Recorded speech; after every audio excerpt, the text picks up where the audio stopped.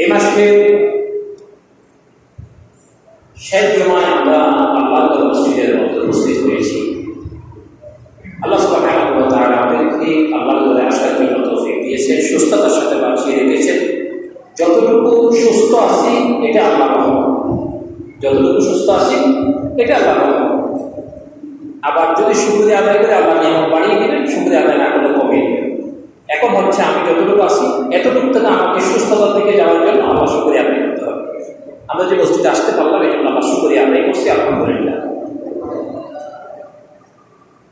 লক্ষ কোটি দরুদ এবং সালাম পেশ করছি মানবতার মুক্তির দূত, সর্বকালের সর্বশ্রেষ্ঠ রাসূল রাহমাতুল লিল আলামিন আশরাফুল আম্বিয়া নবী মুহাম্মদুর রাসূলুল্লাহ সাল্লাল্লাহু আলাইহি ওয়াসাল্লামের শানে দোয়া এবং মাগফিরাত কামনা করছি। বদল থেকে শুরু করে এই সময় পর্যন্ত যারা ইসলামের জন্য, কোরআনের জন্য, সত্যের জন্য নিজের জীবনকে উৎসর্গ করে দিয়ে আল্লাহ জমিনে আল্লাহ দিনের জন্য কাজ করে গিয়েছেন, শহীদ হয়েছেন, আল্লাহ পাক তাদেরকে শহীদ হিসাবে কবুল করে তাদের স্থানটা জান্নাতের উচ্চ আলা মাকাম দান করে তাদের প্রত্যেকে বসে আল্লাহ আমিন।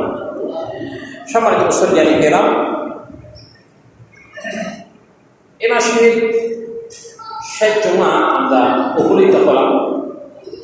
এরপর আগামী দেখা যাবে আগামী জুমা রবিউল আউয়াল মাস, এই মাসে আমাদের আরেকটি নতুন জুমা শুরু হয়ে যাবে। এই জন্য আল্লাহ সুবহানাহু ওয়া তাআলা যতটুকু তৌফিক দান করে কিছু বিষয়ের উপর আলোচনা করার জন্য চেষ্টা করব বলে আশা রেখেছি। আল্লাহ যদি করার জন্য তৌফিক দান করে, ওয়া মা তৌফিকি ইল্লা বিল্লাহ রাব্বি জিদনি ইলমা।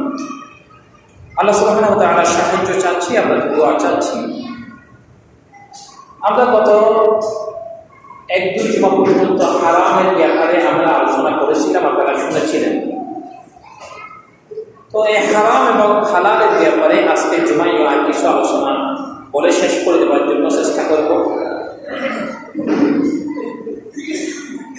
আল্লাহ সুবহানাহু ওয়া তাআলা বলেছেন, ইয়া আইয়ুহাল্লাযীনা আমানুত্তাকুল্লাহ